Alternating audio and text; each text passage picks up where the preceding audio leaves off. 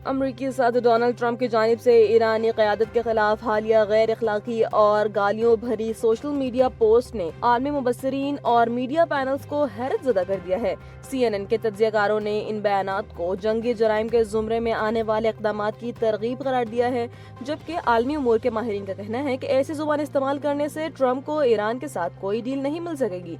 मुबस्सिरीन के मुताबिक ट्रंप के इन इक़दामात ने ईरान को मजीद दिलेर कर दिया है और इनकी हालिया धमकियां इनकी अपनी फ्रस्ट्रेशन की अक्कासी करती हैं। बरतानवी ट्रेड यूनियन रहनुमा होवर्ड बेकेट ने तो यहाँ तक मुतालबा कर दिया है कि ट्रंप को इनके इक़दामात पर आलमी अदालत इंसाफ के कटहरे में लाया जाना चाहिए।